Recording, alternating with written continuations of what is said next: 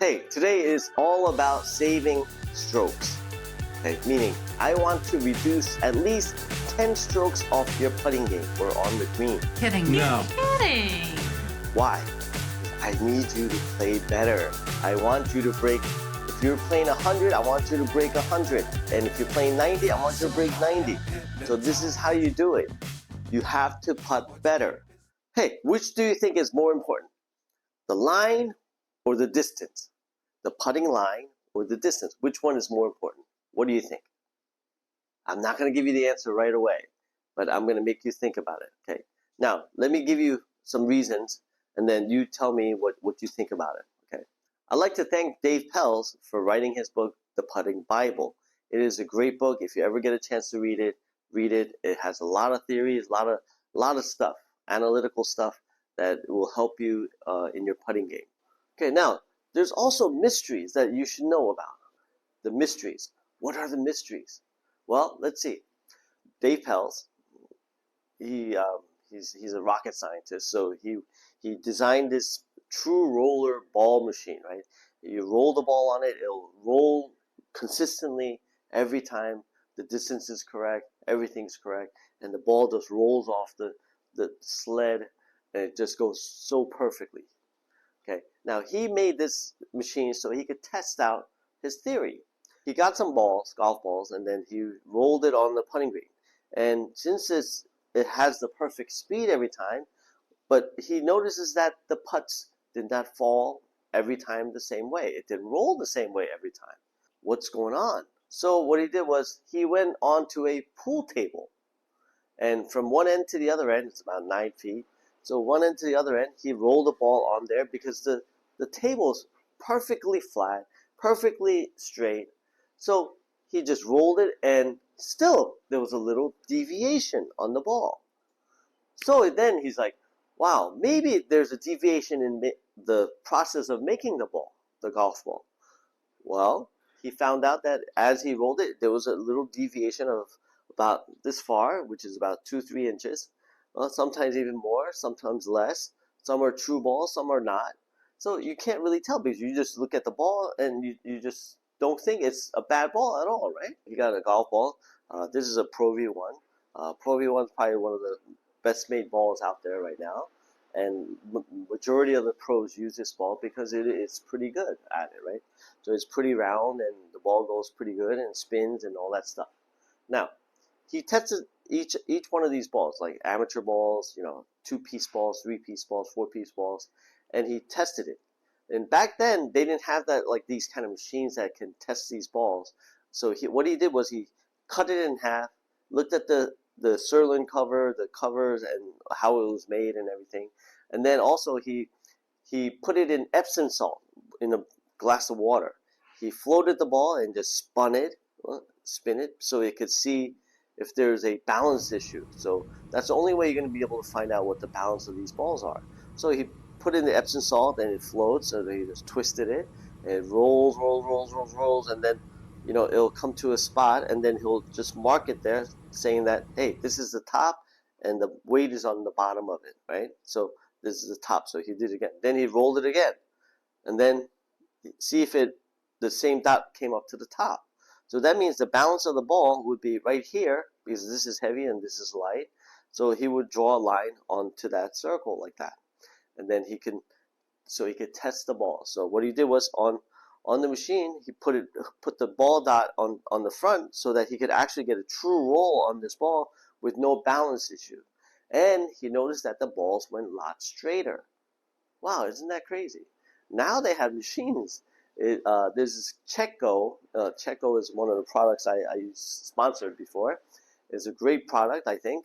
You put the ball on there and you push a button and it spins the ball super fast, so it rotates like 10,000 RPMs per second, and it just it gives you a nice balance on what the golf ball does. So what will the golf ball do when it spins so fast? The equator, the weight of the ball will come to the equator, okay, which is the center of the ball, and it'll be just spinning around, and you can see on the thing, and you could draw a line on it, and then you could put it down that way, and it will have a truer roll. Okay, so basically what I'm talking about is that he found that the golf balls cause you to miss hit putts or miss the direction was not going straight.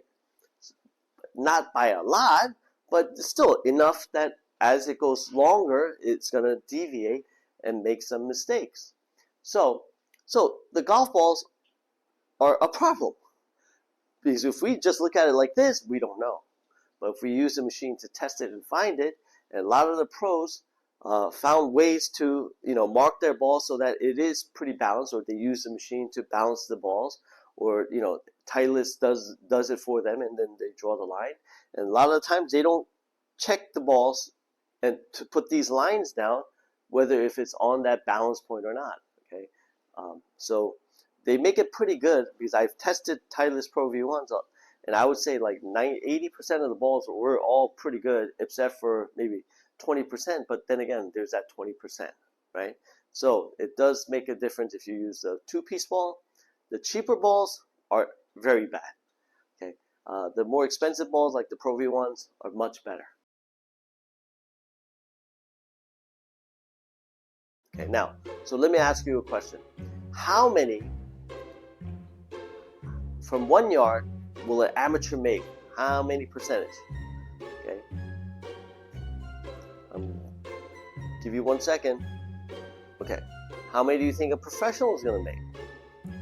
I'll give you another second. Alright. Well, amateurs from 1 yard make 83%. Professionals a lot higher, 94%.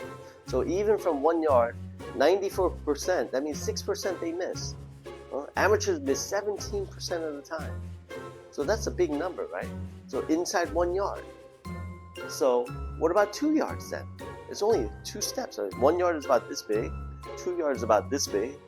So from this far, what do you think the odds are you making it? Okay, again, I'll give you a second. Okay, it's 43% for amateurs and 66% for pros. So the pros have a better percentage of making it from 2 yards about this far than you do. Okay, 43%, that's below 50%. That means half the time you're not even making it. What about 3 yards? Oh my god, 3 yards, only 3 steps away, right? That's, my goodness, do you think you can make those? But everybody goes into 3-yard putt thinking that they can, right? But the numbers are not there. It's only 24% and 37%. Okay, wow, that's crazy, isn't it? Now imagine about 10 yards. 10 yards, what do you think it's going to be? 10-yard percentage is below 10. Below 10. Can you imagine that? From 10 yards, it's maybe like 6% you're making it? My goodness, 10 paces away, and you only make 6% of it. And you're trying to make birdie from there, right? So, my point is this, okay? The odds of you making putts, it gets exponential when it gets longer. And even at 1 yard, it's very, very difficult to make, okay? So, just remember this now. I'm going to go to my next topic. Okay, now, let's talk about the green. My goodness. What am I standing? I'm standing right here, and I made an indent already here, just standing here for a long time. So what do you think the grass is going to do? It's going to make a big indent, right? I usually walk, and I play with 4 people. And in one group, usually 4 people play, right? And they're all going to go different directions on the putting green. So there are going to be footprints everywhere, right? So you don't exactly know where that footprint's going to be, and if it's on your line or not on your line. And as the day goes on, what happens? More footprints, right? Because more people have played that hole. And then, but there's one place that everybody has to go to, which is the hole. Okay. Now, what do everybody has to go pick up their ball after they have made it into the cup, right? So what do? You step here. If that's the hole, I would step here. I take the ball and put all my pressure here, and I pick the ball up. So what happens here? Oh my god, it's indented, right? Is you pushing down on it. Somebody else comes over here and does it. Somebody comes over here and does it. Okay? So you're gonna make indents around the hole. What Dave Pelz called it was a lumpy donut. Okay, and this is a diagram of that lumpy donut from the side. So it kind of like, I call it like an anthill. Okay, so what happens with the anthill? It just kind of they build it up like this, right? And then there's a hole on top so they can go into the ant hole, right? So as the day goes on, you're actually stepping, and you're making that anthill on the hole. So around the hole, it's going to be like a little bit higher, the elevation than just be next to it, like a foot to 2 foot out. It's going to be like all dented in, and then it's going to level out again, right? So it goes kind of level, dented in, and then a little bit up, and it makes a big circle like a donut, and you're putting it into a donut as you're thinking, right? So let's think about this. At the end of the day, do you think you're going to make more putts than the morning? No way. In the morning, you'll make at least, 80% more, 70% more. At the end of the day, only 30, 20, 30%. Why? Because there are too many footprints out of the green. So that's why on the PGA Tour, they have early morning rounds, right? One day. And then those people next day will play a later round. So what they do is they play in the same hole. It's not fair for two people or this group to play morning round, and the next day they play morning round, so they're going to have a better round than everybody else. So that's not fair. So what they do is they flip-flop it so that the early person will play late and the late persons will play early the next day. So first 2 days before the cut, they do that so that everybody has an equal opportunity to make putts and get a good number. PGA Tour pros, they're all good anyway, but usually you'll see the scores go a little bit higher in the afternoon and lower in the morning. Okay, that's another reason why the lumpy donut theory, where you have footprints all over, people are walking all over greens, and sometimes even the cups are made a little bit differently. If they don't take their time and cut it properly, then it gets uneven. Maybe sometimes they pull it up and they don't push it back down to level it out. When the ball flies down and makes a hole, it's a pitch mark, and then you have to fix it. Some people don't fix it, and then there's like a hole, and then later on the grass grows over, and then there's like a little hole indent on the ground that you don't even know. Ball marks, spike marks. I mean, you name it. There's a lot of things out there that's gonna, like some part of the green is bad, some part of the green is good, and you're rolling over those things, so you don't really know those things, right? So that's why it is very difficult to putt. Okay, putting is one of the difficult things that happens in golf. Okay, so that's why you need to practice more. There's no such thing as a perfect line. That's what I'm trying to get to.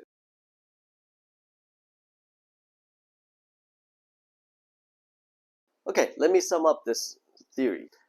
Which is more important, line or distance? I can pretty much guess the line. Okay, there's no such thing as a perfect line. But to make that perfect one is very, very impossible. Okay, because of the footprints, because of the quality of the balls, because of you never practicing, because of the wind, because of the grass. You play in the morning, or did they cut the grass? Did they not cut the grass? The angle of the grass. Well, all these things factor into you making that perfect line. Cannot predict that. You can predict your distance. What is the number one saying in golf? Oh, that's good. Okay. Most of the people say, okay, take it away. That's the magic word. What you want to do is roll it close to the hole every time so that you can just pick up the ball and go to the next hole. They're going to say, okay, so okay, you get one shot for that okay, but still, you got your two putt. Putting, you have to do it in two shots, not one shot. Okay, let's talk about that again. On a par 4, how many times do you have to hit the ball? Driver, whatever, off the tee, and then you hit your second shot on the green, and then what do you leave yourself? 2 putts for par. Wow, so amazing, isn't it? You have 2 putts. If it's a par 3, you have to get it on the green in 1, and you have 2 putts.